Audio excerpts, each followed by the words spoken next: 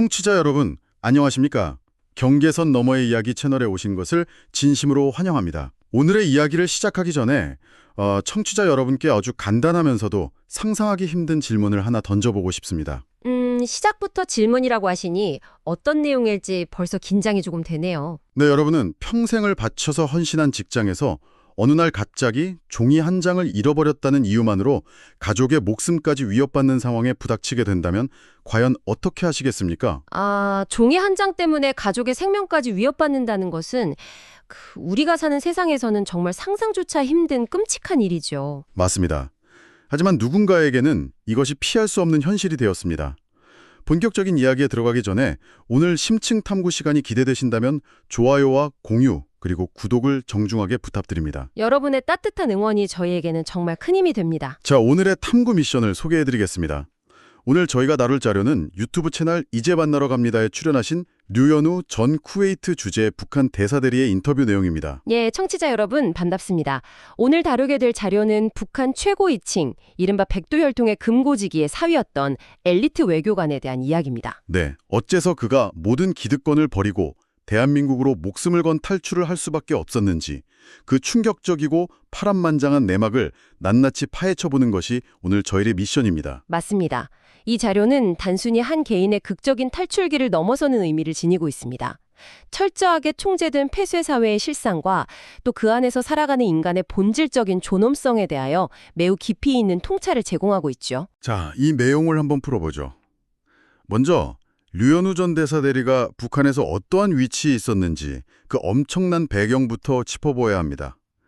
그는 김정일의 비자금을 총괄해서 관리하는 노동당 39호실의 실장 전일춘의 사위였습니다. 노동당 39호실이라고 하면 청취자 여러분께서는 약간 생소하실 수도 있습니다.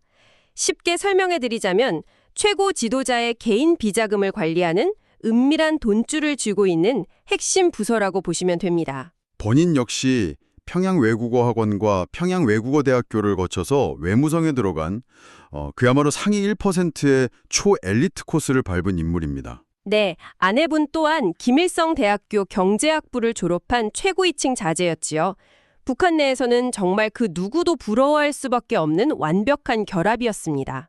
그런데요, 여기서 매력적인 사실은 겉으로 보기에는 화려함의 극치를 달릴 것 같은 이 최고 위층 가문의 주거 현실이 우리가 상상하는 것과는 사뭇 달랐다는 점입니다.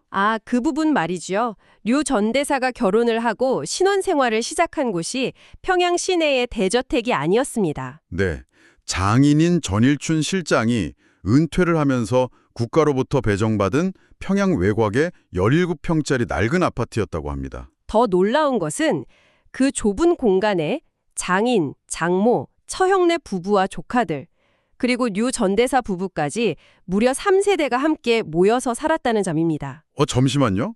아무리 그래도 명색이 최고 지도자의 금고직이었고 상위 1%인데 17평 아파트에서 살았다는 말씀이신가요? 그렇습니다. 17평이라고 하면 보통 방 2개에 거실 하나 정도가 있는 아주 좁은 공간이죠. 거기에 8명이 넘는 대가족이 다 같이 살았다니 정말 믿기지 않는 이야기입니다. 이것이 북한 최상위층의 실질적인 삶의 질이 어떠한 수준인지를 아주 단적으로 보여주는 대목이라고 할 수 있습니다. 네, 그런 좁은 공간에서 생활하던 그에게 마침내 넓은 세상으로 나갈 기회가 찾아옵니다. 2010년 시리아 주재 북한 대사관의 3등 서기관으로 첫 해외 파견을 나가게 된 것입니다. 당시 시리아는 대한민국 대사관이 없는 미수교국이었습니다. 그래서 북한 외교관들을 감시하는 보위부 요원이 파견되지 않아서 비교적 자유로운 환경이었습니다. 네, 그곳에서 난생 처음으로 인터넷에 자유롭게 접속하게 되지요. 그리고 검색창에 가장 먼저 입력한 단어가 바로 김정일이었습니다.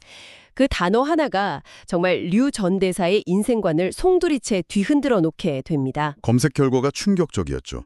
맞습니다. 검색 결과에 나타난 김정일의 출생 연도는 1941년이었고 출생지는 러시아 극동 지역의 하바롭스크 근처로 기록되어 있었습니다. 1942년 백두산 미령 출생이라고 평생토록 교육을 받아왔을 텐데요. 네, 자신이 맹신해온 신화가 완전히 거짓이었음을 깨달은 것이지요. 그가 느꼈을 배신감과 심리적인 붕괴는 이루 말할 수 없었을 것입니다. 믿었던 세상의 기초가 무너져 내린 기분이었겠습니다. 그와 동시에 그는 인터넷을 통하여 한국의 드라마도 접하게 됩니다. 넝쿨째 굴러온 당신이라는 가족 드라마를 보면서 아주 깊은 감명을 받았다고 하지요. 그렇습니다. 북한의 매체들은 오로지 주체 사상이나 당에 대한 충성만을 강요하는데 한국 드라마에서는 시어머니와 며느리가 일상적인 문제로 다투기도 하고 또 화해를 하는 사람 사는 냄새가 가득했기 때문입니다. 이념이 아니라 인간 본연의 삶을 다루는 모습에 깊이 매료된 것입니다. 그리고 시리아에서 겪은 아주 인간적이고 재미있는 일화도 있었습니다. 어떤 일화였는지 청취자 여러분께 자세히 소개를 해주시지요. 정보 수집을 핑계로 남자 동료와 단둘이 시리아의 나이트클럽에 갔다고 합니다. 그런데 여성이 동행하지 않았다는 이유로 이른바 물관리를 당해서 문전박대를 당했다고 하네요. 하하, 참 재미있는 상황입니다. 북한에서는 상상도 못할 권력을 가진 외교관이 외국의 나이트클럽 입구에서 쫓겨났다는 사실이 가벼운 웃음을 자아냅니다. 여기서 정말 흥미로운 부분은요. 이러한 평범한 호기심이 이면에 시리아와 쿠웨이트에서 그가 목격한 북한의 은밀하고 어두운 국제 외교의 실상이 존재한다는 것입니다. 네, 아랍의 봄이라고 불리던 시리아 내전 당시에 홈스라는 지역에서 국방과학원 소속의 핵과 원자로 관련 과학자 4명을 대사관에 은신시켰던 사건 말이죠. 맞습니다. 그들을 대사관에 숨겼다가 평양으로 비밀리에 빼내는 작전을 수행했다고 합니다. 북한과 시리아 사이에 은밀한 군사적 협력이 있었다는 강력한 증거입니다. 그리고 2010년 그가 쿠웨이트 참사로 발령을 받으면서 북한의 거대한 외화벌이 시스템을 목격하게 됩니다. 쿠웨이트 북한 대사관은 단순한 외교 공관이 아니었습니다. 걸프 제업 전체에 파견된 1만여 명의 북한 노동자를 관리하는 핵심 거점이었지요. 한 달 월세만 5만 달러를 낼 정도였습니다. 하지만 그 거대한 자금줄 이면에는 끔찍한 통제와 인권 유린이 있었습니다. 각 건설사마다 북한 보위고 요원이 상주하며 노동자들을 철저하게 감시했습니다. 네, 참혹한 일화가 하나 있었죠. 억압을 견디지 못하고 탈북을 시도하다가 붙잡힌 노동자의 이야기 말입니다. 네, 그 노동자의 정강이를 둔기로 부러뜨린 뒤에 그 위에 깁스를 씌웠습니다. 세상에, 생다리를 일부러 부러뜨렸다는 것인가요? 그렇습니다. 도망가지 못하게 하려는 것이지요. 그리고 수면제를 먹여 반수면 상태로 만든 다음 휠체어에 태워 베이징을 거쳐 북송하는 만행을 저질렀습니다. 중세시대에나 있을 법한 인권 유린입니다. 정말 듣기만 해도 마음이 무거워집니다. 이런 끔찍한 체제 속에서 2017년 류 전 대사에게 거대한 전환점이 찾아오게 됩니다. 말레이시아 쿠알라룸푸르 공항에서 김정은의 이복형인 김정남 피살 사건이 발생한 것입니다. VX 독극물을 사용한 암살이었지요. 이 사건 직후에 대사관으로 관련 뉴스는 오직 대사만이 볼 수 있도록 친전으로만 보고하라는 은폐 지시가 내려왔습니다. 나중에 밝혀진 바에 따르면 말레이시아 주재 북만 대사조차 모르게 보위부 소속 안전대표가 독단적으로 1년간 준비한 안살 작전이었습니다. 외교적 관례를 철저히 무시하는 행태입니다. 엎친 데 덮친 격으로 북한이 6차 수소폭탄 핵실험을 감행하면서 유엔 안보리의 강력한 대북 제재가 발동됩니다. 제재 결의안 23715로 인하여 쿠웨이트 주재 북한 대사가 강제 추방을 당하게 되지요. 그 결과 류연우 참사가 갑작스럽게 대사 대리를 맡게 되었습니다. 졸지에 1만 명의 북한 노동자를 모두 귀국시켜야 하는 엄청난 압박에 시달리게 된 것입니다. 그 과정에서 아주 굴욕적인 일화도 겪게 됩니다. 북한 국경절인 9월 9일 리셉션 행사 때의 일이지요. 예산이 턱없이 부족해서 1인당 고작 2,000원이 배정되었다고 합니다. 2,000원으로 어떻게 외교 행사를 치를 수 있습니까? 불가능하죠. 그래서 어쩔 수 없이 북한 건설사 사장들에게 돈을 구걸하다시피 하여 약 2,300만 원을 마련했습니다. 그렇게 최고급 호텔에서 200인분의 성대한 리셉션을 준비했는데 행사 당일에 단 한 명의 외교관도 참석하지 않았습니다. 네, 핵실험과 김정남 암살 사건 여파로 중국과 러시아 대사조차 오지 않는 철저한 국제적 왕따를 경험한 것입니다. 행사장에 홀로 남겨진 외교관의 마음이 어땠을까요? 더 비참한 것은 그 200인분의 고급 음식을 버리지 못해서 냉동과 해동을 반복하며 2달 동안 먹어야 했다는 사실입니다. 음식을 억지로 먹으면서 배가 아픈 것은 물론이고 그날 자신들이 버림받았다는 모멸감을 매일같이 곱씹어야 했을 것입니다. 이것은 정말 외교관으로서 철저한 심리적 붕괴를 겪는 과정이네요. 그럼 이것이 의미하는 바는 무엇일까요? 자금난으로 대사관을 더 싼 곳으로 연이어 이사하는 과정에서 결정적인 사건이 하나 터집니다. 네, 바로 김정일의 초상화가 그려진 선전화, 즉 인쇄물을 분실하게 된 것입니다. 이것을 더 큰 그림과 연결해 보면 북한 체제가 얼마나 기형적인지 알 수 있습니다. 일반 사회라면 서류 하나 잃어버린 해프닝이겠지만 북한에서는 다르죠. 완전히 다릅니다. 북한에서 최고 지도자의 초상화는 절대적인 숭배의 대상입니다.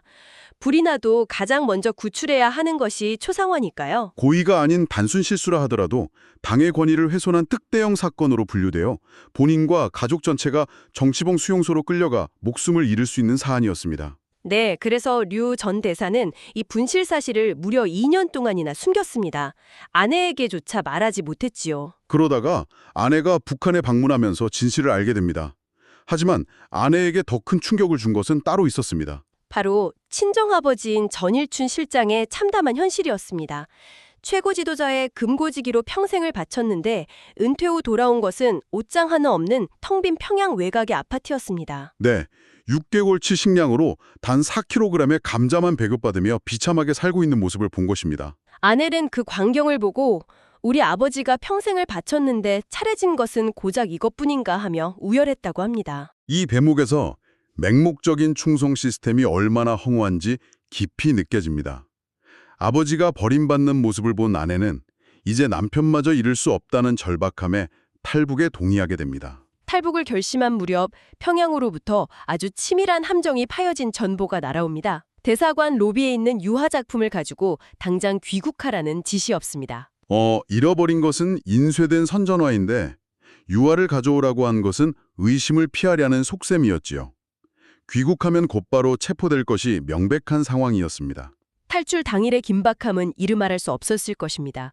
짐 3개를 차에 싣고 10대 딸에게는 학교에 가는 척하며 공항으로 향했습니다. 네, 눈치가 빠른 딸이 백미로로 아버지를 불안하게 쳐다보자 뒷좌석에 있던 아내가 조용히 진실을 속삭여줍니다. 여기서 우리가 잊지 말아야 할 아주 중요한 사실이 있습니다. 류 전 대사가 대사관을 떠나기 전에 공금 5만 달러와 재정장부를 완벽하게 정리해놓고 나왔다는 점입니다. 북한 당국이 탈북자들에게 흔히 씌우는 횡령범, 도둑이라는 오명을 쓰지 않기 위한 것이었죠. 외교관으로서의 마지막 명예와 자존심이었습니다. 그렇게 목숨을 걸고 대한민국에 도착한 가족이 마주한 것은 바로 자유의 가치였습니다. 딸은 마음껏 머리를 기를 수 있는 것과 인터넷을 자유롭게 쓰는 것을 가장 좋아했다고 합니다. 아내는 따뜻한 물로 설거지를 할 수 있다는 사실에 감사하며 눈물을 흘렸다고 하지요. 억압을 벗어난 이들에게 아주 평범한 일상이 매일매일의 기적이었던 것입니다. 청취자 여러분, 우리가 매일 숨쉬는 임에는 아주 당연하고 평범한 일상들이 누군가에게는 목숨을 걸어야만 얻을 수 있는 기적 같은 일이라는 사실. 여러분은 어떻게 느껴지시나요? 참으로 가슴이 먹먹해지는 이야기입니다. 하지만 이들이 누리는 자유 이면에는 여전히 깊은 아픔이 남아 있습니다. 네, 명절이 찾아와도 북한에 남겨진 모부모님이 살아계신지조차 알 수 없어서 제사상도 차리지 못하는 현실이 너무나도 안타깝습니다. 이 대목은 우리에게 중요한 질문을 던집니다. 가장 기본적인 가족 간의 생사 확인조차 국가의 통제에 의해 가로막힌 사회. 과연 공포로 묶여있는 이 체제가 언제까지 유지될 수 있을까요? 한 사람의 깨달음이 붕괴의 시작이 될지 깊이 고민해보게 됩니다. 오늘 심층탐구 시간에 함께해 주신 청취자 여러분께 깊은 감사를 드립니다. 네, 여러분께도 인간의 존엄성에 대해 다시금 생각해보는 의미 있는 시간이 되었기를 바랍니다. 저희는 다음 시간에도 흥미로운 경계선 너머의 이야기로 찾아오겠습니다. 영산에서 나가시기 전에 좋아요, 구독 잊지 마시고요. 모두 평안한 하루 보내시기를 바랍니다. 대단히 감사합니다.